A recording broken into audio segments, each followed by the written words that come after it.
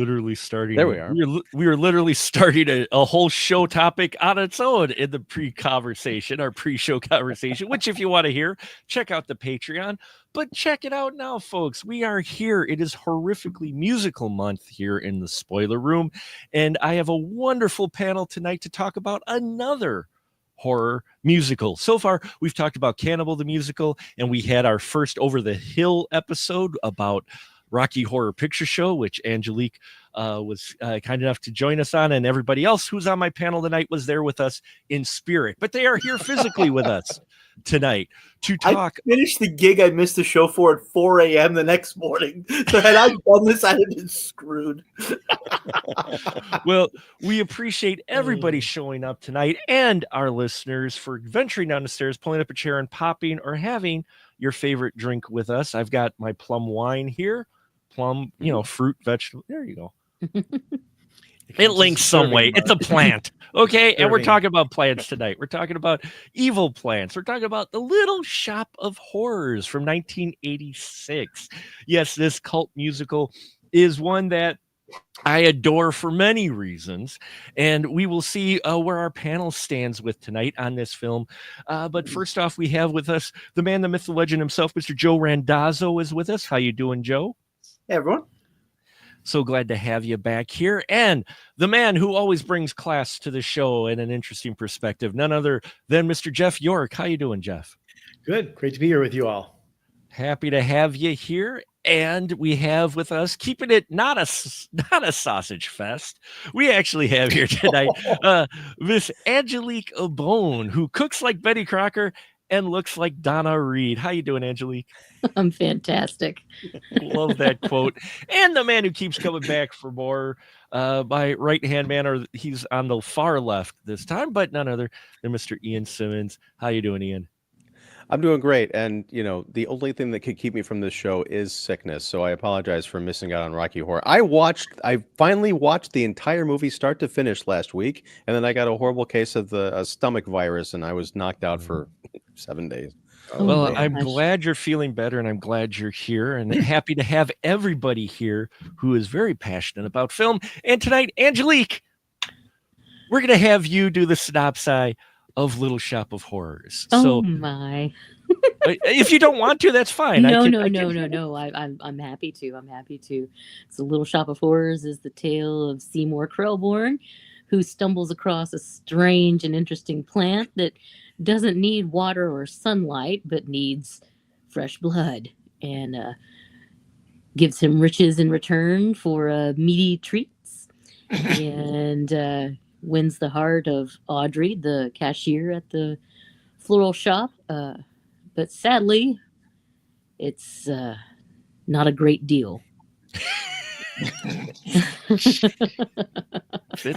a great way to put it. That's nice. It's a nice high level synopsis. So, Little Shop of Horrors, 1986, directed by Frank Oz, and written by the two gentlemen who would save Disney not a few years later, which I love. I love the fact that Howard Ashman and Alan Menken are involved in this wonderfully dark musical, because it's such a contrast, and it delights me to see artists like this having done more than maybe what they're known for. But we're going to go around the table, get everybody's initial feelings with the musical. Then we're going to dive a little deeper into this, because there's some very interesting things with this I find fascinating and one of my favorite musicals. So that I put that on the table for myself already. So Joe, do you remember when you first saw Little Shop of Horrors? What'd you think of it? Actually, yeah, I was a little kid, and the father of my first kiss had it on VHS. So we would it was actually, they loved the movie, and we would watch it quite a few times over the course of a year. And actually, I was going to ask you guys, did anybody else see the 1960 version first here, or was this the first version for every? Oh, you did, Jeff? Yeah, I had no idea. I'm the old man in this group, so yes. So 7, 8-year-old me had no idea this was taken off of something else. So it was interesting for me because I actually saw this version first before I saw the Corman version. But yeah, we grew up singing all the songs all the time because like this was one of the musicals that like all of the kids that grew up in the mid to late 80s into the 90s. This was one of those really cool musicals that you could watch, and it was totally okay to watch. Yeah. You might get beaten up if you're watching Hello Dolly at 8 years old if you're if you're a little boy in Brooklyn, but not if you're watching Little Shop of Horrors. One thing that always stood out to me, because I used to think that this was set in New York because of the L train and everything around it. But it's Skid Row. Skid Row, famously in LA, which I didn't learn until later on. I was like, "What part of Brooklyn is this?" Like, but I thought it might have been the Bronx or Queens or something. But that was one thing that stood out to me. Also, I had already seen Martin, so I recognized Tisha Campbell and what was the other singer's name? Because she was also on Martin. Oh yeah. I do not remember their names for the life of me right now. I remember Tisha Campbell because she was Martin Lawrence's girlfriend on the show. So that was something else that we were that a lot of us noticed because we grew up on. Oh, it was Tichina Arnold. Tichina, Yeah, that's that right. was Tichina. it. Yeah. There's Yeah. Tisha Campbell, Tichina Arnold, and then because she was Michelle Chiffon, Michelle Weeks. there was They were the Crystal. Greek chorus. Yeah. Yes. God, I Crystal, love- Ronette, and Chiffon. all named after women's groups from Groups, I know. 50s. I think it was, Yep. or 40s. Which again, Motown, I would not have noticed, as like a 6 or 7-year-old or 8-year-old watching this for the first time. And the other thing that just hits me every time I see this is Steve Martin and Bill Murray just come in and steal the fucking movie, and then they get out of the movie and exit. And I absolutely love that. I love the "You'll Be a Dentist" number. I love Bill Murray doing the takeoff on the Jack Nicholson character from the original.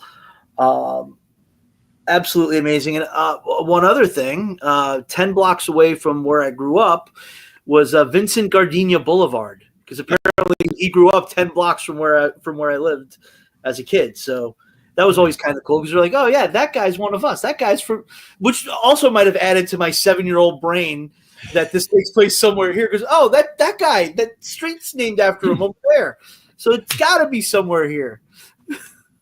It does feel very New York. There's nothing It does. LA about this movie at all. Well, In even fact, the I don't think- accents. I don't think they named the city in it. Mm-mm. No, it's But, just Skid Row. Yeah, it's just Which bad place. famously was in LA. It's funny because when you watch the original, that is such an LA movie. It is. It is. Wow, we're getting comments already. But we'll get Jeff York. What'd you think of this when you first saw it? Well, I saw The Little Shop of Horrors, the Roger Corman film from 1960, when it was on late night television when I was in high school. So I was aware of it then, and it was wonderfully morbid but cheap. It was one of those kind of weird movies that you watch and go like, wow, is this really a movie? Yes, it is. And it was kind of a novel thing because Jack Nicholson was a big star by the time I was in high school, and that was one of his earlier roles, and he did a number of those kind of crazy things for Mr. Corman. But I will confess to this group, and maybe this is antithetical the way Joe was raised, but I was a big theater nerd as a child and loved Hello Dolly and all those kind of things. So my folks took me to shows, and I don't know, I loved all that stuff.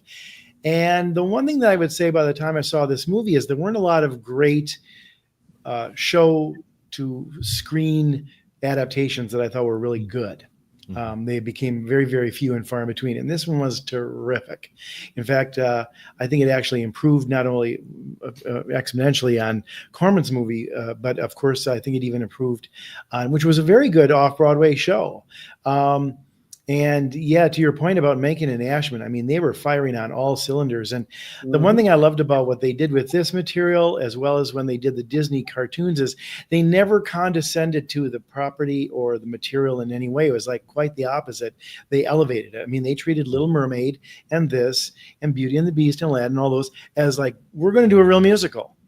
And we're going to have really clever lyrics and really good memorable melodies and tell a very clever story. And this one was dark and funny and yet also kind of touching in its way. But I loved it. And I'm glad that it's kind of, I think, started as a cult classic or maybe a cult hit in a way, made decent amount of money. But I think over the years, its reputation has grown. And I would argue that maybe since Cabaret, I think this is probably the only really terrific musical that's been adapted from the stage, other than Chicago and Wicked. And, you know, I think there are detractors of Chicago, despite it winning Best Picture in 2002. But this one, I think, is really terrific. And Frank Oz did a hell of a job directing it. Yeah, he did, for sure. Absolutely. And Angelique, what about you? Well, I saw this when I was very small, and I watched it over and over and over again.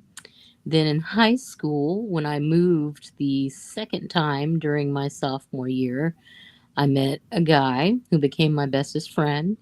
And every day after school, we'd be waiting for his mom to pick him up, and we would sing the entire musical in the courtyard. Wow. And Ben Murphy, you broke my heart, you bastard. But anyway. And to this day, driving my trolley, if I'm alone on the trolley, my bosses have heard me sing the entire musical of Little Shop by myself. Wow. Almost every single day. So this has a very, very special place in my heart. Yeah, it's perfect. I really can't say. And I also had 3 little kittens that I named Crystal, Ronette, and Chiffon. Oh, Oh. nice. That's Adorable. awesome. That's wonderful. What about you, Ian? Little Shop. Yeah, I think I saw it. I don't remember if my parents took me a seat in the theater, but I do remember being in a movie theater in advance of this coming out, and they had like these hanging promo things, or how like the characters almost like hanging from strings, like a mobile or something. Being kind of fascinated by that. But yeah, I really, it's weird that I didn't like musicals for a long time, because I really loved this when I was a kid. But yeah, it's great. Watching it again really brought back a lot of memories. We're going to talk about the trailer later, right, Mark? Mm-hmm. Okay, because I got some thoughts. But yeah, it's work on that end. I forgot to watch the trailer. Whoops. No, that's okay. It's all right. We'll fill you in. But no, it's just strange how, because I haven't watched this movie in probably 20 years at least. But my memory of different parts of it kind of got spun around in this weird soup. For example, I think the Seymour's origin story, where he's talking about where he first, found Audrey 2 at the on the street, and the sale. That's a very bright and sunny kind of a scene. I thought that was sort of how the movie opened, but the movie opened it's dark, it's rainy, it's very gray. I'm like, it's such a contrast to the music, which is very like get up on your feet and start dancing. So I was like, what Twilight Zone am I in? But yeah, no complaints. But I do want to talk about that trailer, because watching the trailer and watching the original ending made me confused and angry. So looking forward to that. Oh yeah, we'll get to the trailer near the end. We've got a lot of comments, so we're gonna pull over quick and catch them now while we have them here. We have appropriately named Somewhere Green. This movie taught me that pain was funny in dentist scenes. We'll definitely be talking about those. Hey, we got Infobomb back with us. He saw this first back in January '87, also the same day as Heartbreak Ridge and Star Trek 4. That's a hell of a triple feature right there. Jeez Louise. Wow. And Somewhere It's Green says, even motivated me to make my name Somewhere Green, just like the song. Yeah, it's a great name. So glad to have you here, Somewhere Green. and Infobomb going, not as intense as the musical Pink Floyd The Wall. I thought it was at New York City too. See, I always thought this took place in New York City. I didn't realize it was LA, because of some of the accents and such too, and the nationalities. Kind of the melting pot of Skid Row felt far more like it was set in New York or even Chicago, some type place, rather than LA. I never caught that it was actually. It doesn't have the overly bright sunniness of how that you. There's no palm trees anywhere. It's. I always thought. I mean, it just has the griminess of like one of the boroughs, one of the outer boroughs. So whereas Greed says, I liked Pam Girl, as I called her in Martin later on, and then Infobomb mentions that they were the Supremes of the film. They were our Greek chorus. John Candy still sings too. Yeah, only a couple. Wink, it was only Winkleman. a couple. And then it's about Vince Guarania, the cop from Death Wish, and later on Oscar for Moonstruck, losing to Sean Connery. So that would be the Untouchables. The Untouchables, yeah. The Untouchables, yeah. Vincent Gardini was also the manager in Bang the Drum Slowly, his first Oscar nomination. Right. I keep trying to get my roommate to watch it. I'm like, it's a really, really great movie. De Niro and Moriarty are fantastic in it. And Infobombs mentions about Oz's last official collaboration with Henson was the Muppets Take Manhattan. But the puppeteering in here, was Henson's folks as well for Audrey too, which, great comments so far, folks. We'll get to some more in just a bit here. But I want to get to, I've got this on cassette. When this soundtrack came out, I bought it on cassette, and I've worn that cassette out.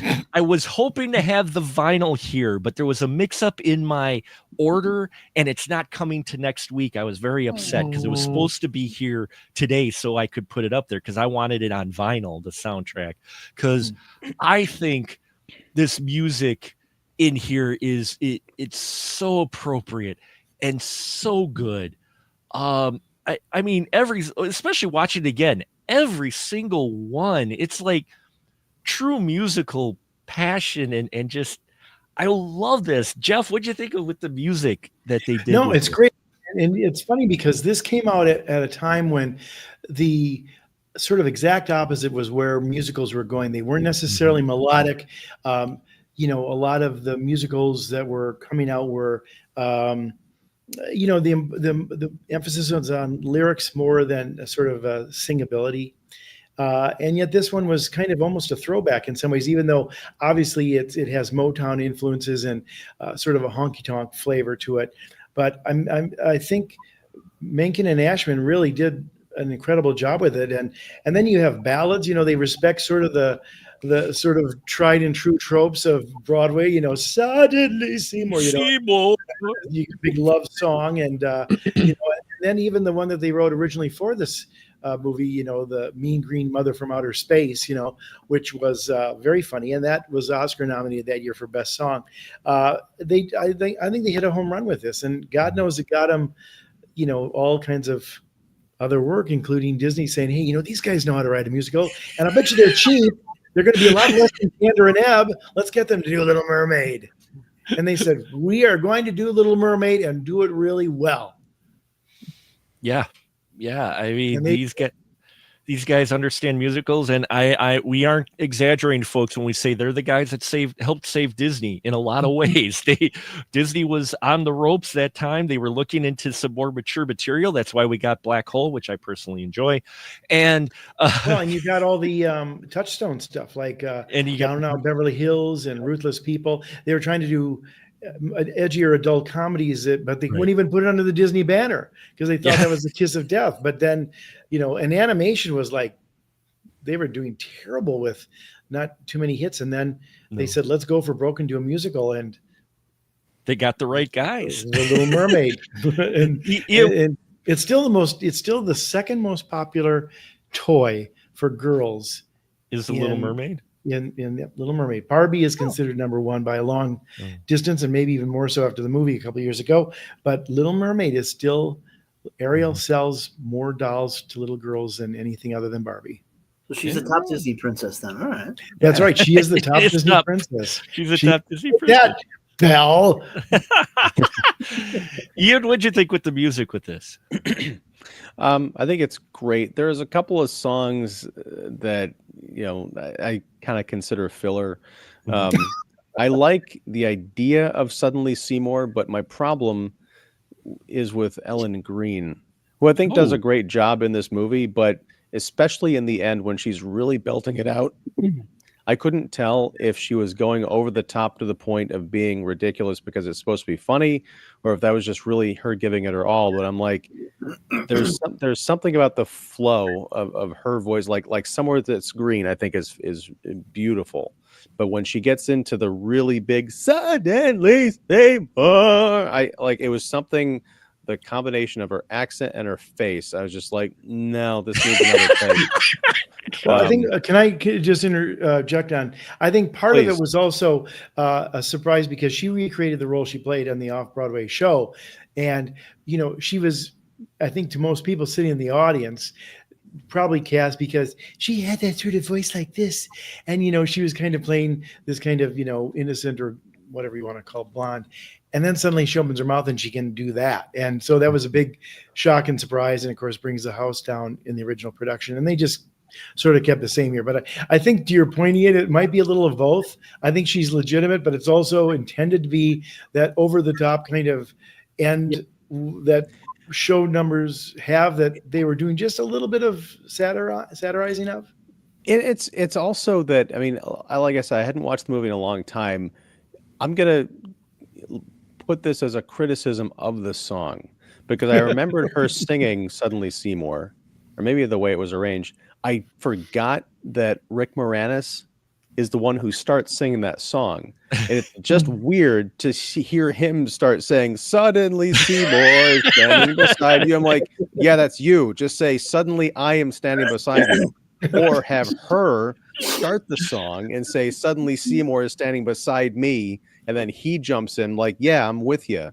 Oh, but it's just, he's going for third person. The Rock. Can you smell what The Rock is cooking? Yeah, I'll just go out of my way and I'll put it down. I think it's sloppy. I think as a single performance, it works great. As a duet, in the order that it currently is arranged, I don't think it works at all. Well, but that's my one, I think, criticism of, well, I'll say the theatrical cut of the movie. I have way more of the director's cut, but yeah, it's solid. Like I said, I forgot just how, like, you've got that wonderful opening kind of prologue about the eclipse of the sun and everything, but then when that music, the piano starts in, and then it's just such energy. It's such a powerful opening to a movie, regardless of whether it's a musical or not. It's so striking. This is a brilliant film, and I sometimes will randomly get Mean Green Mother from Outer Space like stuck into my head for some reason, and it's so good. If it weren't for the language, I asked my wife last night, I'm like, can we show this to our youngest, because I think he'd get a big kick out of the guy fighting the plant. And she's like, absolutely not for several years, because tough titty, really? A little Nookie's going to clean up those zips. Come on now. She was picking up on all the language that I was like, oh, that's right. I don't even hear it because I watched this movie when I was like, 9 years old, and it was the water I swam in. But having someone who cares about what goes into her young son's mind, it's like, oh, that is rather ghastly. You're right, hon. Yeah. Infobomb did mention as well how Ellen Green, I don't think, if I remember correctly, that wasn't her natural voice. She did the voice for the role. And then the singing, I get what you're saying about the singing, but that was her trying to stay in character and yet sing and belt it out. And I think that may be what you're hearing with that. And I get you. Suddenly Seymour, I think it's supposed to be the way it is, but I could see for the other songs that they have in here, it is a little bit of the odder songs in the performances. One more thing, if I might. Yeah. I don't know this to be true, but it struck me. Do you think Ellen Greene and Vincent Gardenia got cast because of their last names? But the other thing is, if you want to hear what Ellen Greene's voice sounds like, just fast forward 4 years to pump up the volume. She played Christian Slater's English teacher. That's right. And that blew me the hell away when I was like, wait, oh, that's the lady from Little Shop of Horrors. This is going to be wild. And she's like, Saved by the Bell. And I was like, Angelique, what about you with the music? I mean, you mentioned it already. You're already singing it all the time, but Yeah, it's so good. It's so good. It's just, it's like the jukebox of my life. Just like, and suddenly Seymour is perfect. So. So she says, "Screw you, all." She says, "Screw you all." I love Suddenly Seymour, and that's hey, to each his own. Joe, what about you? The fact that you just said that it's got a jukebox quality to it, Yeah, because it is. It's very catchy. It's kind of tap your toes, snap your fingers kind of energy from the very get go, and even like the sad song about downtown when they're singing about Skid Row, and it's choreographed so well, and the different harmonies, and it's parodying the quintet from West Side Story a little bit, and it's just there's such verve. Yep. There's definitely. What about you with this music, Joe? I was going to say what Jeff just said. It's extremely catchy, like to the point that we, a lot of our group of friends, when we watched this, were, wound up singing the songs quite a bit. And actually, I think now that I remember it, it was one of those movies that we would all meet up and walk to school together when we all went to a couple schools that were right by each other. And I think it was one of those movies that like we would play in the morning as we were like waiting for each other to get ready for, and then every day, wherever we stopped, we would pick up the next day, just watch it for 10 minutes, 15 minutes. So it was one of those movies. Now that I think about it, then when I got older, I did that with like Night of the Living Dead and Texas Chainsaw Massacre. It was a completely different vibe of those. And there's a time of each of those too, I tell you. Have we get to where she's put on the hook yet? No, that'll be tomorrow. Not yet. Now I guess we'll get that. I remember the trowel killing in Night of the Living Dead being like where we stopped one day, like, all right, guys, we got to go.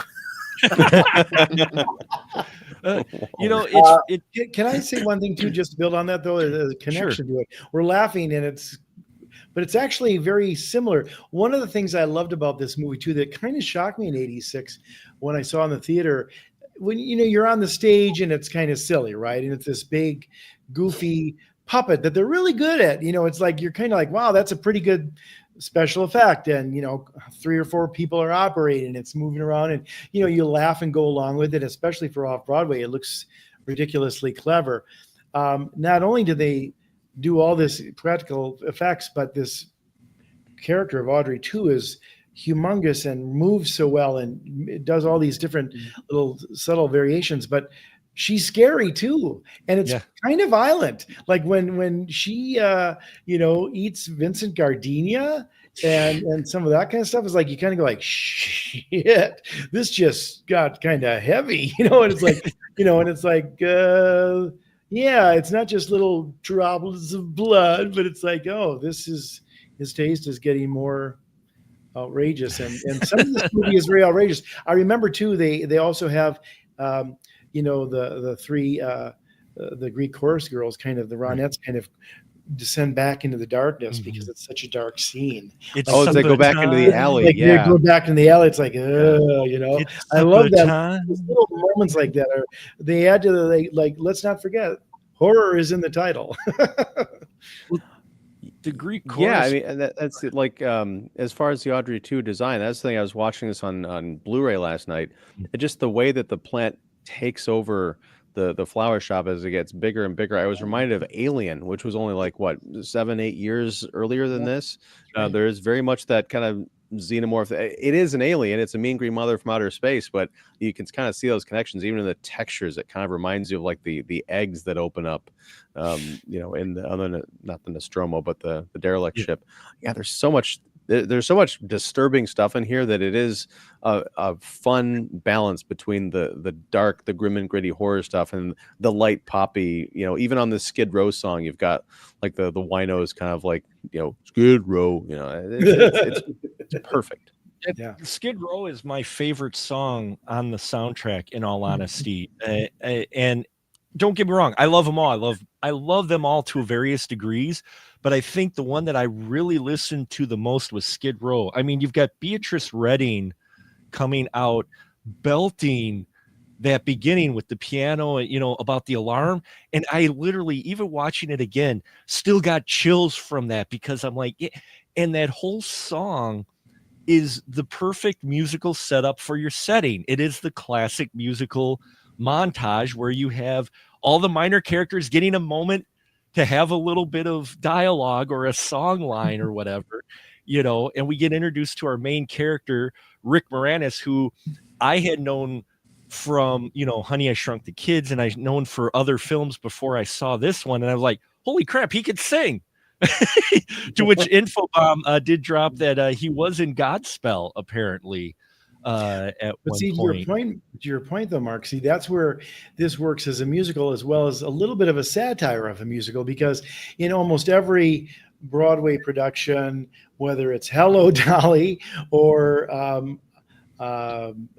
different things like Beauty and the Beast. It's sort of everybody on the stage, the townspeople, everybody sort of singing about, here we are in this setting, and this is our lives, and here it's like Skid Row, you go downtown, and it's sort of the antithesis of like, here there must, there is the baker and he makes his rolls each morning, or and then here it's just like, we've got derelicts and winos and bad people singing. So it's really a great song, and it's a great production number, but it also is pimping a little bit those opening numbers that Broadway has done for 70 years or 100 years.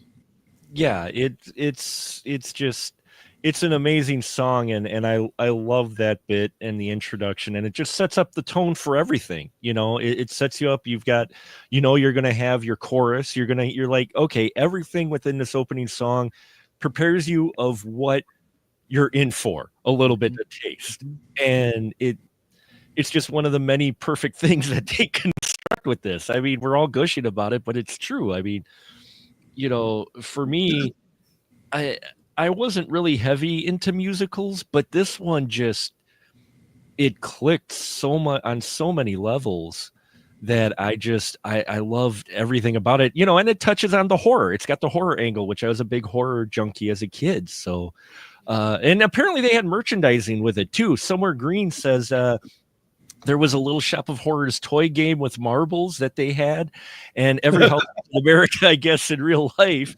but not sure if people remember it. And Somewhere Green remembers a slot machine game. Yes, that yep. I won like $500 on this Little Shop slot machine in Vegas. Did you really? Yeah. There we go. Yeah, I played that like a couple years ago. Yeah. Yeah. Hey, can I ask all of you youngins a quick question about musicals? Because it's oftentimes, I will find people of subsequent generations that they're not big musical fans. And I grant you, it's an acquired taste. I mean, a lot of people can't necessarily get their heads wrapped around like, oh my God, they're talking, and then suddenly they burst in a song. It's weird. But did MTV help any of that for you? Because I mean, to me, music videos were 3 or 4 minute musicals. Now, grant you, they didn't often always have dialogue with them, and it wasn't a long narrative, but did that help you maybe get into understanding or liking or appreciating musicals a little bit more, being of that generation when that was such the thing? I wasn't allowed to watch MTV until I was 16. So wow. And I didn't have cable until I was 15, so I was not an MTV kid. Damn. So what really we're understanding here is you guys have lived a pretty sheltered life. You need to get out, boy. Broadway, it's waiting. I did. Put on your Sunday clothes. There's lots of world out there. My 16th birthday. That's Hello Dolly. Mom asked what I wanted to do. I said I want to shave my legs. I want to wear makeup, and I'm going to watch Beavis and Butthead. I love that. For me, it was getting cable was what introduced me to musicals, because when you just had the basic 5 channels, a lot of what I watched were Fox Sunday night comedies, whatever movies were on WPIX in New York, which every year around Halloween, you'd get that. That's where I learned, all the Friday the 13th and Sure. Nightmare on Elm Street. I didn't really. There was a video store on my corner, but I never really rented musicals from there. I was really more of a horror kid, and I would rent a lot of horror movies. But for me, it was getting cable and flipping around, and eventually just kind of. And I think it's a big thing now that I really do not like is that. I feel like since nobody really watches things on TV anymore, everybody, watches movies on Netflix, on Amazon, on whatever. I feel like that's something that's lost is discovering something that you weren't, seeking out anyway. Because there's a lot of things that I would not know about now, and musicals being one of them. We covered Robin and the Seven Hoods last year on this podcast, and that was one of the ones that I was flipping around, and I just saw. It's the first time I saw Guys and Dolls. Was seeing, and then I worked on a production of it, doing sound and lights for that one. So yeah, flipping around and finding this stuff on TV was what kind of made me gravitate towards it, because I'm like, oh, this is Marlon Brando and he's dressed like a gangster, and oh, wait a minute, what is this? I never knew what Guys and Dolls was. So it was finally getting exposure to it that led me to finally start to enjoy it. That's great. Yeah, for me, musicals in elementary school, they made us sing. In production in MPS, they made us sing, and I still remember this day a few lines from the chorus from a song from Fame. They made us sing. So. Like In Time We'll All Be Stars or something. I forgot what it, but I remember the one line from it is like, I celebrate Venus, I celebrate Mars, and I burn with the fire of 10 million stars. And in time, we will all be stars. Don't ask me why that burned into my head, but anyway, so I knew about music. Burned into mine now. You're welcome. I think that's I Sing the Body Electric, isn't it? Yeah, that's it. Yep, thank you. That's the song. Anyway, we had to sing that and that. So, but I wasn't huge on musicals, but this one just stuck with me. And it might have been a little bit of MTV influence. I mean, because you did have some of the longer form videos, like from Michael Jackson and from a few others, even Prince. Twisted Sister. Mm-hmm. There were some that it was more than just the song and music. They did a little story with them sometimes. And so I think the better like videos introduced you to a little man named Meatloaf.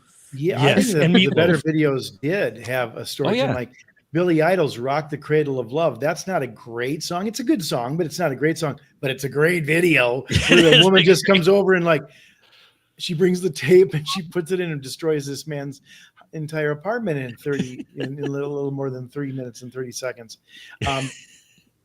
So yeah, we've got our main characters. I mean, we mentioned Rick Moranis, who is fantastic in here, who's in a role you might not expect him in, because I think we're used to seeing him as Seymour, as Krellborn in Ghostbusters, right? We're used to seeing him as Vincent Tully. So you see him in this and you're like, wow, he's singing and performing, and he gets to be more of the lead in this, which is a role he didn't get quite often, I don't think, for a while. So it was odd seeing him, and then seeing him paired to Ellen Green, who's like a head taller. I mean, the height difference is hilarious, and then we've got Audrey too, though, who the puppeteering. I mean, we mentioned it here a little bit, but I really want to get into. I was amazed at this puppet. And even the different stages. Somewhere Green mentions it. He goes, the plant asked Seymour to chop it up for Oren Cervello, and then ate Vincent Gardenia a whole day later. He was growing fast. And it's a movie to show more horror of body parts in a trash can. Right. It might have been to show some more of the horror, but I mean, I love the stages of Audrey, but Ian, what'd you think of the puppeteering with Audrey too? I mean, I think it's great. want a little Audrey 2, like the baby one in the Maxwell House coffee can. That would be great to just have on my desk. But yeah, by the time it gets to be full grown, and there's that one great shot of now I'm going to call him Lewis Tully. No, it's Sorry. Yeah. damn it. Seymour going into the shop, and he looks up and he sees there's that great angle, and you see just how big this thing has gotten. I think it's the scene where right before he kicks out all the reporters. But yeah, it's a really impressive puppet. I like that it's not limited to that though, because there's the dentist scene where we get the perspective shot from inside the mouth. You know, it's gross, yeah, but it's so fun, yeah. Yeah, I mean, just A+. It's something that if they were ever to remake Little Shop of Horrors, which I mean, why not? Because they remake everything, and this is already a remake, as we've established. I'd be very surprised if they could touch any of the effects, let alone if it's a musical or not, any of the effects work that's done here in 1986, because it so works. It's timeless. It does. You don't watch this movie and think, oh, this is kind of dodgy. It's not convincing. It's perfect. I have no complaints about that. Only Suddenly Seymour. Only Suddenly Seymour. The art direction of this too was sort of stylized, but realistically stylized, because it's clearly a set. And when they do like the somewhere that's green, and you have this really, muted tones of pastels, and her female version of the suburbia or whatever in her dream world. But, it has this grit and realism and detail to it. And yet it's clearly in a big stage, inside, which is kind of wonderful, because I think it gives you a little bit of license then to go farther afield with a fantasy sequence, or like the shot from inside the mouth. Meanwhile, the exact opposite is true. Every time you see Audrey 2, they're trying really to make that thing completely believable, even though it's very cartoony looking. It's amazing because it's wet and you can feel it, and it feels heavy, and yet it's kind of bopping its head around. But if it hit Moranis in the head, he'd probably get a concussion. I mean, it's and when he chomps down on poor Mr. Mishnik, it's like, wow, it's like, lest we forget, this is not a kind plant, cute little plant. Oh, he's eating a little bit of blood, or eating the easy villain like Steve Martin's dentist character. It's like, well, I don't know if Mishnik deserved it quite that bad, but he was going to tell. But now it's about self-preservation as well as keeping the cops at bay. Well, it's interesting because, yeah, when he swallows him whole, you get the sense that he is, being swallowed whole, because if they were to do anything with those magnificent teeth that are inside Audrey 2, there'd be a lot of blood and things splurting around. You can very easily imagine a tasteless kind of R-rated version of that, where it's like about the gore of these bodies being consumed. Yeah, well, I mean, this is Henson in his prime. I mean, Infobomb mentions, Oz worked with Henson on Labyrinth, as well as on Labyrinth, and he worked with Henson quite closely. I mean, we got Yoda, who is still one of the ultimate puppets of all time. I'm gonna say right now, Yoda is like, he exists in my world. Yoda was not a puppet. Yoda existed for so many years. I feel that way back with the frog. Huh? Well, even going back to what you said before the show, Joe, about CGI, there's no CGI here. No, that's all practical. Those are all practical effects. I mean, they created this humongous puppet with, gears and pulleys and 6 people manipulating it. But that's all a real character playing without any, fakery from green screen or no enhancements. And I mean, who better to do that than Frank Oz? That's, I think, one of the reasons he was perfect as a director for. Although he's really got a good sense of comedy. I mean, the writing that he and Henson did on all the stuff on the Muppet Show. There's rhythm, there's timing, there's an appreciation of vaudeville and stuff like that. And he's directed some other funny stuff too, like Dirty Rotten Scoundrels, which was, I think, a very underrated comedy. I'm torn on that one. Angelique, do you like the puppeteering in Audrey 2? Oh gosh, yeah. I mean, and like, I haven't watched it in a long time until yesterday, and I can't wait to talk about the end with you guys. but just watching just the tiny movements, the expressions, just the pucker of the lips or the little smile, the way that the vines move. I love it when it pulls itself across the floor to get to the phone to call Audrey. It's amazing, and to think that there's people standing inside that thing, making it move and doing all these tiny little micro expressions, and matching the vocals perfectly. Yeah, I mean, the lip sync is really good. The sync is amazing, and the inside of the mouth is terrifying. It looks like a pansy almost, with the yellow center, and it's. You see, that's one of the things that I don't think could be recreated if, like Ian was saying earlier, there is a remake of that. I feel like they would computer generate something that would not look as cool. I just think this just looked so amazing. Well, it's there. It's tangible, and I think the actors' performances are better because they have something to look at. I mean, this thing exists. It's real. And when you say action, you're not seeing the puppeteers behind the scene because they're hiding all behind the set. You see Audrey moving, Audrey 2 moving. I mean, and Somewhere Green mentions it too.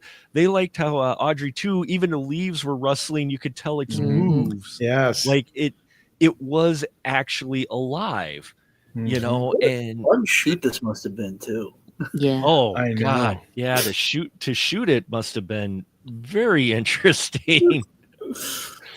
But yeah, an Infobomb mentions on how Henson initially was going to do Yoda, but he was busy, so they gave it to Oz, which I think we're kind of actually better for it. No offense at all to Mr. Henson. I just think Frank really gave Yoda his own thing, but. No, and what's great is when they bring out the little flowers. If you know, if you know the original film, you're like, "Holy crap!" They included the original baby flowers from the original film, even. So, I mean, By the way, in the original off-Broadway production, they did not have the Jack Nicholson character. Frank Oz, I think, added that to the movie with the Bill Murray version. Really? I'm glad they did. Yeah, a little nod to the original film. It's like, no, you have to have that. That's so funny. But they did have the bad dentist, of course. He was the. I remember as a kid renting the original version because every VHS tape had a giant picture of Jack Nicholson's face on it. So Jack Nicholson's the lead in this movie. He's in one scene. But they did that same thing with like The Raven and some of the other things he was in. It's so all funny. The Corman movies, all the early Corman movies. Yeah, that's right. He's basically a side character. They all get Jack Nicholson's face. Jack Nicholson and The Raven. Yes. Oh yeah, The Raven did one of the issues of Raven on VHS did have Jack on the front of it. I remember it now. It was Vincent Price, Peter Lorre, and Jack Nicholson. He's like, let's see. And it's so funny because those guys were all like 70, and he's like, I'm barely 28. I'm gonna admit too that in biology class one time we were dissecting the cow heart, and hang with me, we had to cut it in half. So, I was the guy. I know this will be a surprise to everyone here. I was the guy everybody wanted as the lab partner, because they could sit there and let me do all the disgusting cut up stuff. Yeah, Angelique too. I was that guy. But anyway, so I cut open the heart and I didn't cut it all the way because I looked at it for a moment and all of a sudden I went, "Feed me Seymour." because it looked like the pod from Nice. And I do the same at crab restaurants when I've got the claw. Feed me. and I had the strangest look for my lab partner. Mark, were you born in Plainfield, Wisconsin? No, I was born in Milwaukee, but I'm from Wisconsin, so it works way into the water. I don't know. It might be the water or something. But I mean, outside of our main characters who are wonderful, and Audrey too is an amazing puppet, we do get some surprising cameos. I mean, Steve Martin, while he's funny, is a dark character, a dark Elvis in many respects. Infobob mentioned he looked like the Elvis. He's supposed to be the stereotypical. Well, he's totally Elvis all out the window. The way he gesticulates and poses and all that—that's right out of the show. And the hair. And the hair. Dyed his Yeah. hair black for this. A really bad wig, but that's Was it a wig? funny. Oh yeah. Okay. Well, Martin used to do an Elvis impersonation, so that's probably why they picked him for this role, I suspect. But Angelique, what'd you think of Steve Martin? I mean, he's funny, yet this guy's He's abusive scary. asshole. He's scary, Yeah, he's vicious. but it's like you want to kind of see what he's going to do next when he's a dentist, not while he's dealing with Audrey, because that's just dumb and stupid and I hate it. But yeah, one of my favorite parts of the movie is during the I'm a Dentist song, when he goes into the prayer closet and does the oh mama, and then the closet door opens and he steps out and he does that, cause I'm a dentist. I love that move. That's just, I love it. Did you guys recognize the famed British character actress Miriam Margolyes as the dentist's nurse? No, When he no, hits her, not. you Yeah. know, Oh, that's wow. yeah, she's yeah, this was sort of before she became kind of a bigger deal too, but Sure. anyway. Well, and Infobomb mentioned that I think Henson's daughter was the girl in the waiting Yes, room as that's well. right. Yep. So, and they we get this, and then we get Bill Murray showing up. Which again, the first time you're watching this, you're like, "Oh shit, it's Steve Martin," and then you're like, "Oh crap, it's Bill Murray." And so now you have a sadist and masochist in the middle of this musical, and these two. And like Oh, Steve my- Martin doesn't quite know what to do with them. Like I he's like, love that. like he I does, love- like he's like, I want to hurt you, and it's like, please, hurt me more. And it's just, and he's Whenever like, he doesn't sometimes quite know what if to I'm do with getting it. It's into like, something that I "Ah." really enjoy, I'm like, candy bar. Joe, you mentioned it before. These two, like, suddenly you get this segment with these two, and it just is totally a different thing. Like, I love just the scene of Seymour walking into the dentist office and just the sounds of Bill Murray just enjoying being tortured. And yeah, candy bar, candy bar, candy bar, candy bar. You are something special. Oh God, you are something special. Yeah, I didn't understand what exactly was happening when I was little, but now Yeah, now it's a lot different than when we were 7 or 8 years I've old. met that guy, you know. what's even more is you look at it, I'm watching this scene now when I got older and I realized what this is, and I'm like, holy crap, they got away with this. even right before he goes in, when Steve Martin orders him in, and there's just this calm that just comes over Bill Murray. He goes, "Yes, doctor." This is stuff you don't catch when you're 8 or 9. But now, in your mid 40s, you just look at it, you're like, oh. he needs a towel. I like the ritual of it when Bill Murray's character goes into this kind of operating suite. He sits down in the chair. He starts adjusting the equipment and putting the things in his mouth and like doing everything to get ready while Steve Martin is looking through his torture devices.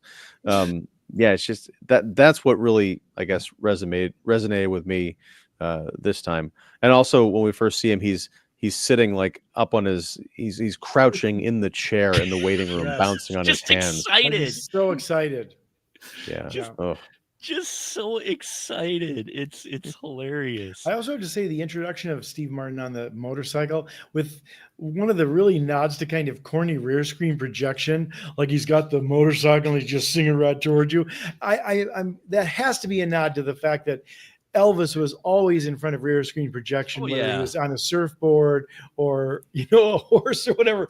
It's got to be, because otherwise it looks a little bit out of context, but it's a very funny intro. Well, they do that a lot in those musicals, the Elvis musicals especially. Oh yeah, the obvious rear screen projection was fantastic. well, like in the race car, it's like, oh my God, it's like these things are so. It's like, I guess they couldn't get Elvis out to the track. Like, hey Elvis, is it okay? Can we just do it in the studio? Oh, all right. Bring in the green screen. Damn it. Rear screen projection. Oh, all right. I recently saw it in another horror musical that came out in the 60s called, and it's one of the terrible ones. I watched the Riff Tracks version of it called Hillbillies in a Haunted House. And when you I love that movie. when you right at the beginning, when you have Merle Haggard and God, I forget who the other two were, driving up in the car, and it's clearly a rear projection as they're singing into the camera. So it was kind of a staple of those cheesy musicals. Yeah, it's played. I also like later on when we have the dentist show up and you hear him laughing from afar because he's going to go pick up Audrey from a date and Seymour's waiting and the motorcycle comes flying and then it just comes to a dead stop. Like just, very funny. And it shows you the smarts in the script because it's allowing you to laugh at 1 minute and go, God, this is a disgusting individual. But you're laughing at him of how he is, especially with his scene with Murray. But then he's how he treats Audrey. You're just like, holy crap. So then when he gets chopped up later, you're like, yeah, okay. That's a challenge to the audience too. Like we don't really mind seeing him get it. Mishnik, maybe we're a little bit more on the fence for, and then it keeps elevating. Like, okay, who's next? And that's where they lean into the again, the smarts of the script. They're leaning you into the lethalness of Audrey. Yeah. First, Audrey takes out a guy who has been beating, Audrey too. They feed Audrey too, who's a guy who's been beating Audrey and treating her like crap. And you're like, okay. Then Mushnik, who's going to tell, you're like, oh, he's going to ruin it for Seymour. I guess it's okay. Yeah. And then you get to Mushnik is more of a test, yeah, because Mushnik, he has his moments where he's kind of annoying, but ultimately, especially with Audrey. Like in the beginning, he even tells her, look, it's none of my business, but maybe you shouldn't be out with this guy. And he's right. You shouldn't be out with this guy. And he also is technically kind of on the moral high ground when he's talking about going and reporting what he sees, because he's seeing this going on with the plant. And then he's kind of becomes, okay, now we're going there. And see the interesting thing about it as the comedy and both the violence escalates, it kind of sets up that ending that didn't play real well because audiences still weren't quite ready for the original ending of the stage play that they translated to the screen. But it's funny because it's a challenge, and I think it's how horror works. A lot of times as it gets darker and darker, like, how culpable are we? How much are we willing to watch? Is our own bloodlust sort of being satisfied along with the villains? It's a kind of a parallel track, right? Well, and they allow you to keep Seymour the good guy because he doesn't actually kill our dentist. I mean, he kind of was intending to, but he goes about it poorly. He starts to question it, and then he's got the nitrous mask on and tank on, and the valve breaks, and he's just like, oh, well, that made my job easy. Seymour suddenly doesn't have to take a moral low ground because it's like, okay, This all is right, really a good and way then to when recycle. he says, "What I ever do to you?" Yeah, and he says, "It's not what you did to me; it's what you did to her." And then says, "Her who?" Oh, Audrey. And he's like, "Oh," and then he dies, and it's just keels over. And Mushnik, he kind of deserved it too because. He was going to take Seymour to the police, but then, no, you know what? I want all this money and this cash that you're getting from this plant. Yeah. So I got to know how to take care of it. Well, Yeah. Well, here's how you take care of it. Just decide. You help feed him. It's a little bit like the crate in a Creep Show. Yeah. Pushing him Billy towards it. Ask him to call you Billy. Everybody does. And we'll get to the ending versus the happy ending versus the original ending in a minute. I want to pull over and get the rest of the comments, and then we're going to dive into that, I think, for our final bit of the evening. We've got here. Don't forget the trailer. And we got the trailer, yes. Somewhere Green mentions I could relate dissecting the fetal pig because I didn't want my lab partner, a girl, to be uncomfortable. After I saw the blue arteries, I stopped. I said, okay, we'll just refer to the textbook. Oh, It's wonderful. And Infobob goes, I think Shia LaBeouf was doing a bad impersonation of Steve Martin in Indiana Jones and Kingdom of the Crystal Skull. There's a lot of bad things going on in that movie, but yeah, I can see that. I think I could enjoy that movie again if I just kept that frame of mind. Yeah. You know. And Somewhere Green shares a little bit much, going, I feel like I would be that character in real life, Arthur Dent, because while having nitrous oxide and wisdom teeth pulled, I was having pleasure. It was a bizarre surgical experience I didn't expect. I understand how that can turn someone on now. Well, see, now you have a better understanding of Arthur Dent and why he was going to tell all his friends. audience. Although that's not what they're talking about when they say you should have something pulled. Oh. Everything just seems fun and lighthearted despite their cutting parts of your mouth. Ay, ay, ay. Although there Yeah, is, I mean, nitrous works in weird ways like that. It does. It totally does. And what the other comment we have here is on DVD, there's a deleted scene where filming Seymour and Mr. Mushnick, they couldn't stop laughing after Mr. Gardenia missaid a line, and it took 17 or so takes, and Frank Oz had to shoot it separately. Wow. See, and that's I how am you. glad that they cut the Mushnick and Son song. That Yeah, I didn't care for that song. the Mushnick and Son. Yeah, that one was odd. I heard that on the original Broadway CD, which I have. Yeah. Which was weird because I was listening to it and I'm like, what song is this? Usually, musicals are translated to the screen. They cut a couple of songs. Well, yeah, usually, Yeah. especially back. Nature of a musical on Broadway or off Broadway, for that matter, they just have more songs. Well, and especially in the 80s, you're looking at runtime. They were looking at shorter runtime movies. Sure. Oh, yeah. And just one more info. Bob mentioned that once on Sesame Street, there was a parody of the title tune Speedway, and it was called Subway, and didn't realize it till years later. So, yeah, I mean, Henson and them played a lot with parodies and such. And, you know, this film really has that spirit, and there's so many wonderful things. And we have, we'll get to the ending and then we'll do the trailer, but there's two different endings for maybe those three of you out there who have not heard of it. There's the theatrical ending, which is very heroic. Seymour is taking on Audrey 2, saves Audrey. She's still alive. He fights Audrey 2, gets the building collapse on him, but he manages to grab the electrical cord and electrocute Audrey 2. Happy days for our couple. In the original ending,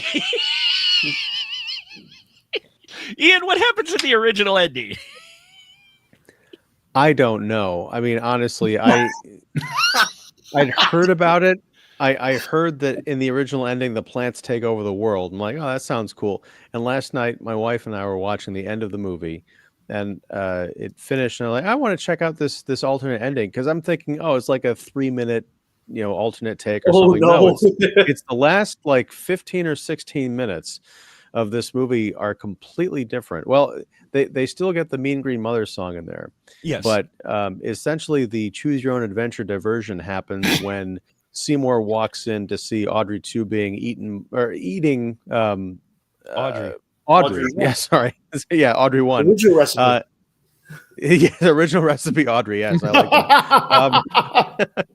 Hilarious. But he pulls her out, and they go into the alley. And in the original version, she's okay, as Mark mentioned. Then Seymour goes back to fight Audrey 2. In the original ending, she dies in that alley. Understandably so, because we see Mushnick get pretty much like munched as far as Audrey too. Like her feet were hanging out, so we can only imagine the damage that had been done. But she dies, and she says essentially in her dying words, yeah, Seymour, I'd like you to feed me to the plant, because if this is a way that I can help you. And at this point, I look over at my wife. I'm like, what the fuck is going on right now? These are not the characters from the first part of the movie that we spent an hour and a half watching.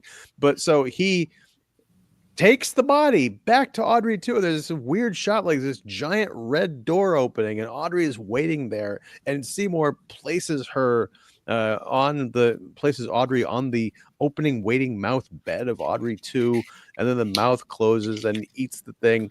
And then Seymour realizes, oh, you're a plant from outer space and you want to do this to everybody. And then they go through the song and all that.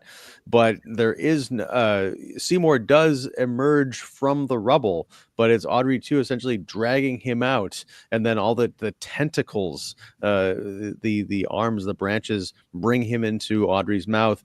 He gets consumed whole. Audrey spits out his glasses, which land in the foreground. They're cracked, and then the plant burps comically a couple of times. Cut to all over the world. The Audrey 2, the little clippings are being purchased and taken to family homes, and then giant Audrey 2s are spawning and destroying cars and property and bridges, and it goes on for a really, really long time. I mean, I understand this is like a demo reel for the puppet masters to say, hey, look what we can do. I'm like, yeah, I got that, 10 minutes ago. What are we still doing here? More people running, more buildings collapsing. Oh, I forgot to mention the one other alternate bit is Seymour does run into the Jim Belushi character who wants to sell these clippings of Audrey 2, but it's not Jim Belushi. It's Paul Dooley from, character actor from 16 Candles, which is a very interesting take. It's a more sinister take than the more comedic over the top Jim Belushi.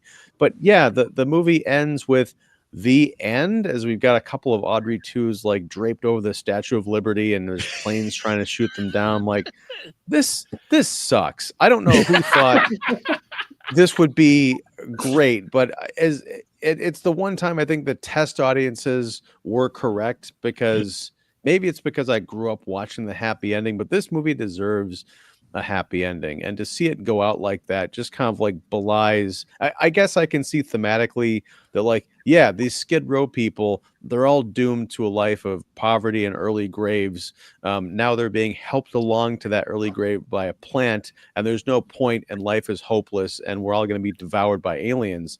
I can see that being thematic, but in terms of the arc of this movie, you're rooting for Seymour and Audrey to get away and to defeat evil. Well, and that's what we get.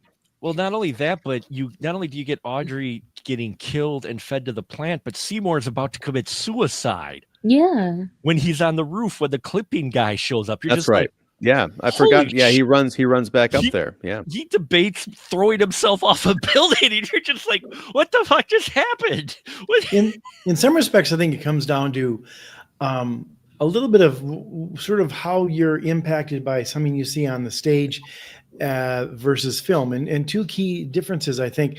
One is in stage, even if you die on stage, they come back for the curtain call, right? In film, the character's done. So, a black comedy can play and we're sort of can laugh along with the characters and the actors because they get to come out and, oh, this is all pretend, where in a film, arguably, you're sort of left with having to buy what you see. The other thing, too, of course, with film is it's very intimate, so you get close up to the faces and the nuances and all that, and you care about these characters more. They're always a little distanced, even in the best of Broadway shows, because most of us aren't in the front row, and even there, still you're 20 feet from the people on stage more often than not. And I think they realized when they did this one that the characters are so well liked, and you like Rick Moranis, and he brings a lot of warmth to the role, as well as audience likability from his other films and TV show appearances and SCTV and stuff. And you buy into the love story and stuff, and you don't want the villain to win in this, even if it is just a plant, a very articulated puppet plan too. So they made the absolute right call. I remember when I heard about when I saw the show, I thought, I wonder if they're going to do this ending in the movie. And I thought, I'll bet you they don't, because we're going to like these people more. And sure enough, they did that. But the fact they shot it. Yeah, they did the whole production. It's like, wow. That's got to be a great story somewhere. I'm sure it's on the DVD extras. I don't have those, but yeah, I'm sure it even goes deeper than that. But wow, what one of the crazy things. But back then too, they were letting test audiences change things, because apparently I think the test audiences on this were great up until the last 50 minutes, and then everybody was like, I hate this movie. What? Well, they filled out the cards bad at the end.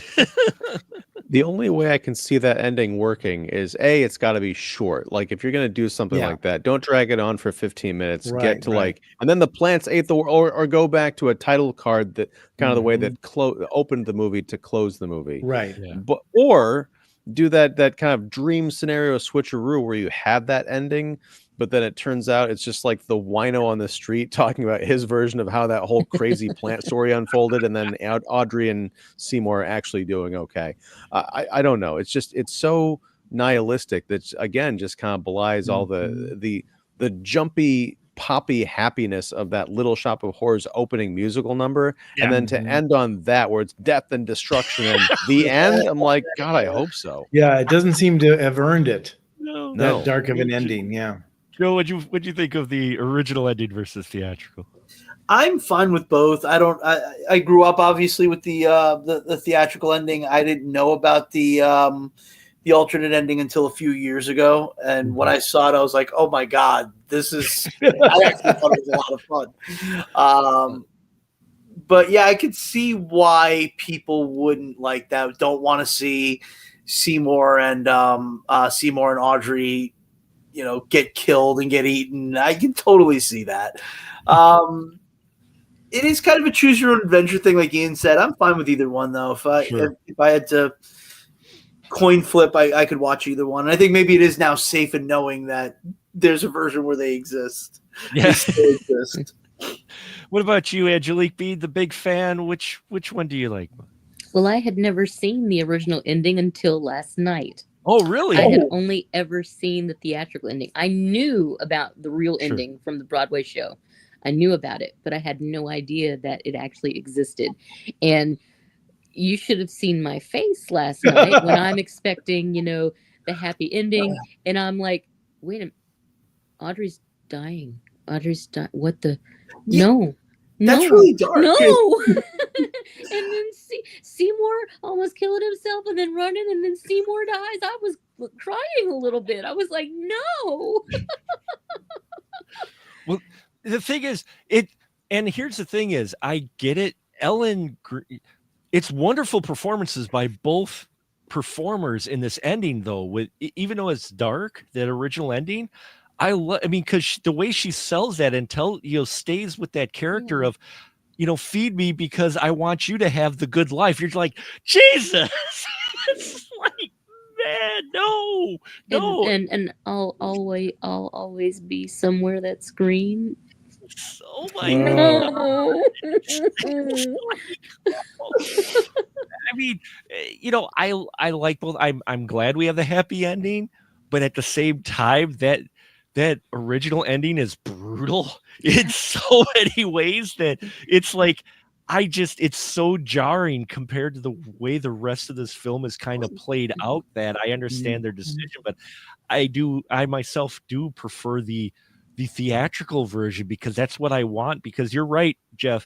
It's one of those where these characters, they're played so well and directed so well, and the way they're written to be so lovable, to have that happen feels a bit cheap. Like, okay, you got me invested in these characters, and you're gonna kill them just like that. Made them so lovable, and then you're just gonna kill them like that. While I understand that's life, at the same time, I don't want that in this story, because it just so the way they build everything up, you're like, while I get their decision, I do like the theatrical version, because that makes me listen to the soundtrack every time. It makes me come back to the film, because it's a feel-good ending, and it's a time where you want a feel-good ending. You're like, yes, this is what I want.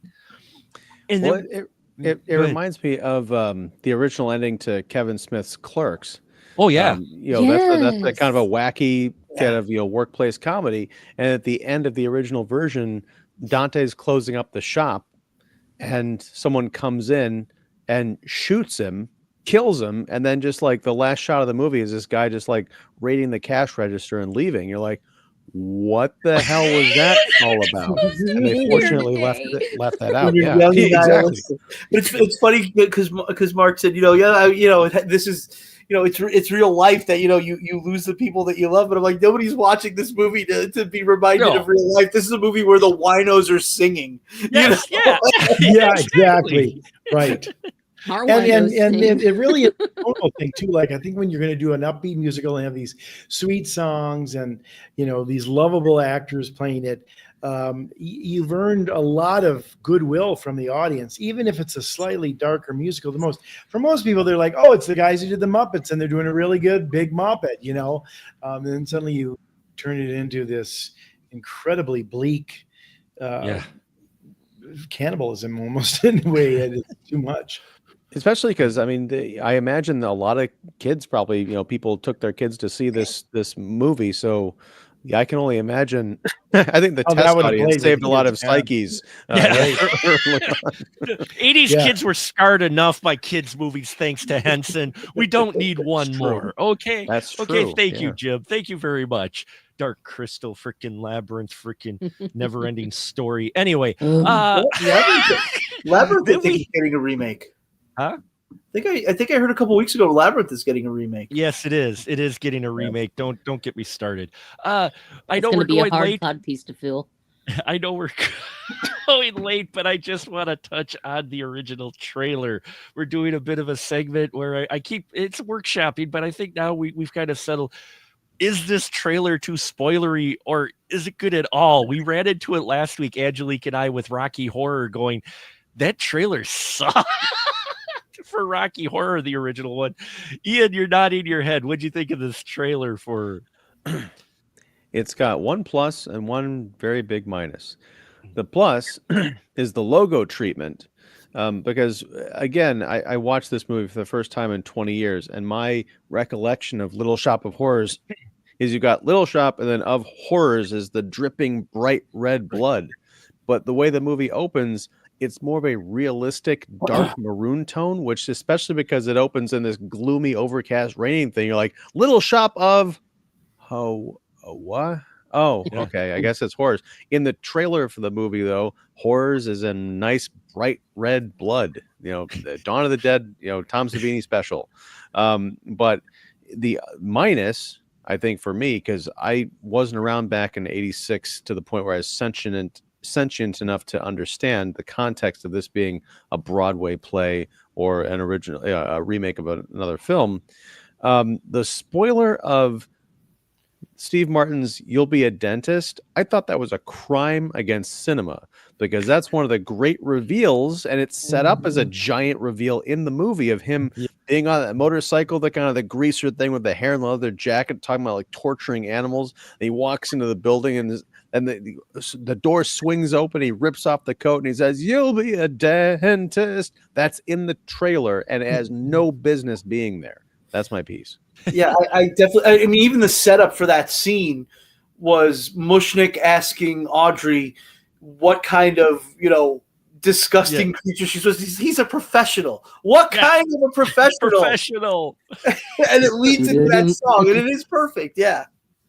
They were clearly, Steve Martin was a big star, so they were, being very cynical about showing off their big, star return from him. But you're right, it doesn't work and it isn't necessary. But then again, I think one of the problems with trailers so many times, and really the better part of my lifetime, which is a lot longer than most of you, is they give away too much in all the trailers. Mm-hmm. I'm stymied by that continually. I don't know.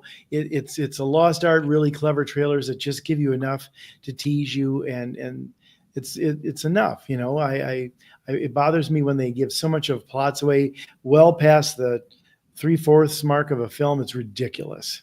Yeah, some of them are really. It's strange, but I was thinking about this earlier today. My kid had the day off school, and we went to go see a movie. We went to go see Sonic the Hedgehog 3. I've seen the trailer for that movie a couple of times. I didn't really care about it because I hadn't seen the other ones. I had no intention of seeing this one, but we went, and I loved the movie. It's wonderful. I cried a few times during that movie. I'll admit it. But With laughter? no, No. Okay. No, like it's- legitimate, like Iron Giant vibes Oh, wow. at the end of that movie, Wow. right? It's really terrific. I haven't But seen any of them now. the I feel like I main- have to. Huh? I said What's I haven't that? seen any of them now. I feel like I have to. I was going to least say, see you're the talking me too, I think. But the thing about the plot from what I gathered from the trailer is, okay, there's Sonic and he's got his friends, but now Keanu Reeves is playing like the Dark Sonic. His name is Shadow, and they're gonna like race or fight or something. They left everything about that character out of the trailers, and as I was leaving the theater, I'm like, it is a miracle that they didn't spoil anything about this character, because I'm like, wow, I get to watch a movie and be surprised and have reveals, and oh my god, I'm so glad that they didn't get their grubby little trailer spoilery hands on that character, because it was wow. That's interesting. Angelique, what'd you think of this trailer? It was okay. Yeah. Like, I'm just like, you could have left it at, Seymour Krelborn found this weird plant and then just have like a black screen and you hear Audrey 2's laugh Mhm. and Little Shop of Horrors. That would have been perfect. Yeah, one of the best teasers I ever saw was Mel Brooks's Spaceballs. It was hilarious. Yeah. You guys remember it? All it was, this, you didn't get a little teaser before the teaser like you do now, or now the trailer's starting. No, it was like, it opens with this star field and you're like, what? And there's something real tiny and it just gets bigger and bigger, and suddenly it's the word Spaceballs. Mhm. And then Mel Brooks comes out of a door, out of the B, I think it is, or whatever. It just goes, Spaceballs, the movie. yes. And it gave a date of when it was released, and that was it. And I'm like, I'm in. Mel Brooks, space parody, let's go. And this, they didn't need, but it's a problem that they do with a lot of trailers. I'm like, so many films would have been more impactful if they would have left the cameos a secret until you saw the movie. Mhm. Imagine not knowing Steve Martin was in. Okay, maybe you could read the little credits at the end that they show like instantly, but no one ever reads those at the end of the trailer. But you got Rick Moranis and Ellen Greer. You're like, okay. And then all of a sudden you're watching the movie, you go, holy shit, Steve Martin, holy shit, Bill Burr. It's just like, But you also could have shown Steve Martin and just not shown him as a dentist. yeah, Because there's so many that. scenes where he's just on the motorcycle or in the alley or threatening Seymour, that you could have used any one of those and not spoiled that he's a dentist. Yeah. Yeah, but I mean, that- with Bill. Oh, sorry, go ahead. Oh, no, Jeff. please go ahead. Go ahead.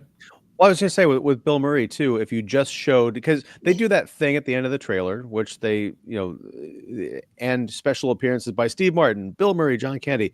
The Bill Murray thing, you could have just shown the bit where he's spitting out the little, pads in the dentist cotton office, balls, yeah. completely out of context. You're like, wait, what is he spitting out? I don't understand, because it's so quick. And then have that be a nice little surprise in the movie, like, oh, now it all makes sense. But yeah, sorry, go ahead, Jeff. Well, I was just going to say, it's funny how I think there is a almost style of doing trailers that everybody kind of imitates, and that is you grab them with something exciting, and then you show the best scenes from it, and then you show them like sort of this quick shots of montage until it almost seems to come to a head, and then the title comes up, and they do that probably for 9 out of 10 films. But back in the day, they used to do bigger concept stuff.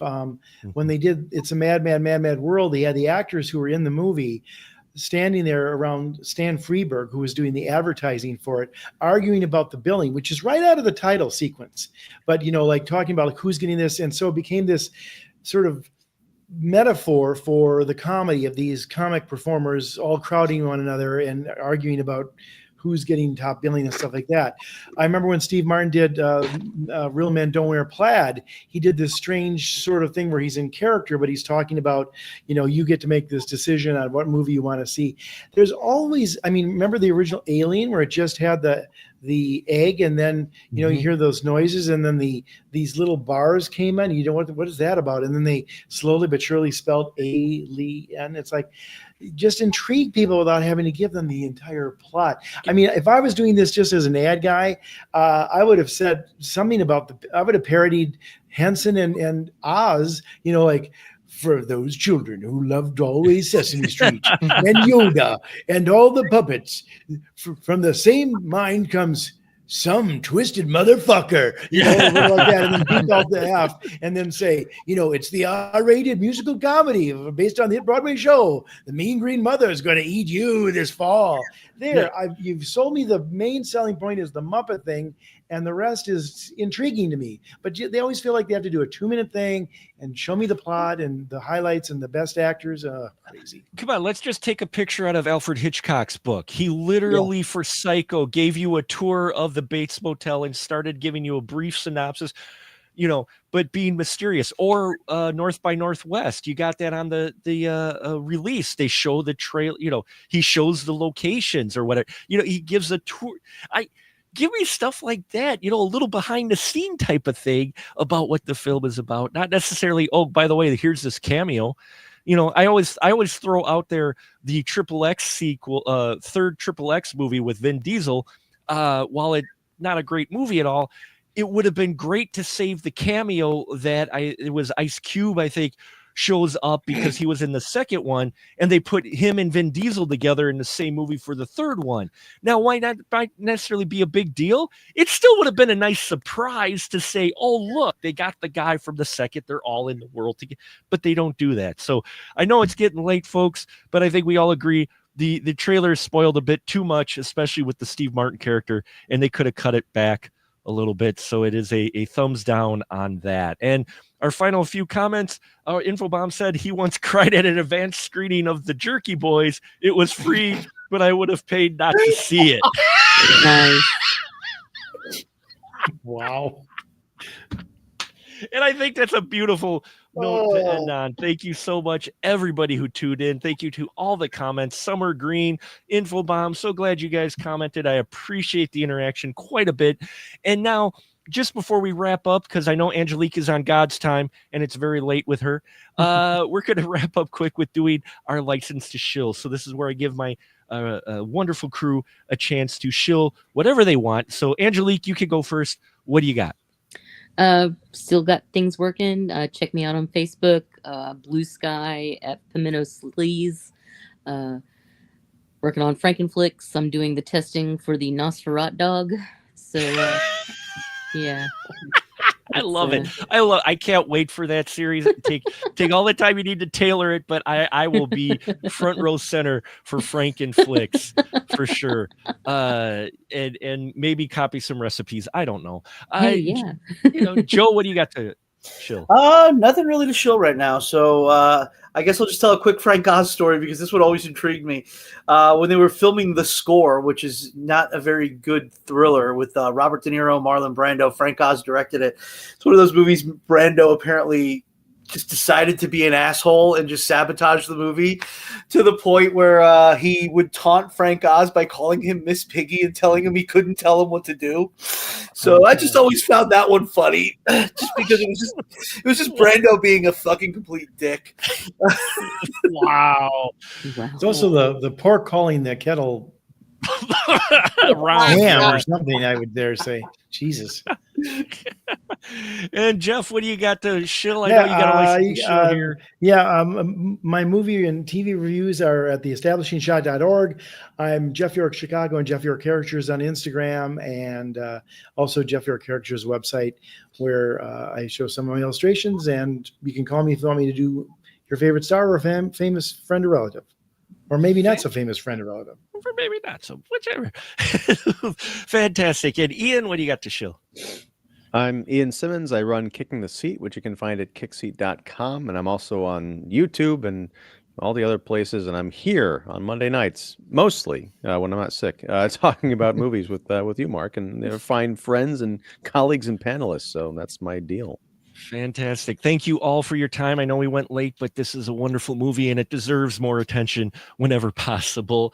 SpecialMarkProductions.com for all your Movie Man needs. I will have an interview with the director of a documentary about a famous theater chain in LA. Only in theaters. He also got a podcast called Inside the Art House. So we talk about that as well. It was Raphael Saberg. I hope I pronounced that. Sabarge. Sabarge, thank you. It's late. It's Raphael Sabarge, so look for that interview soon. And if you are a filmmaker out there, the Sawdust City Fright Fest is now open for submissions. So go to Film Freeway, just search for festivals and look for Sawdust City Fright Fest. Very reasonable prices to submit. And submissions are open. We've already got 3 or 4 submitted, so we're looking forward to that. So thank you very much, everyone. Next week we're talking Anna and the Apocalypse. Hope to see you there. Until next time, though, we'll just say good night, everybody. Good night. Good night. Little shop, little shop.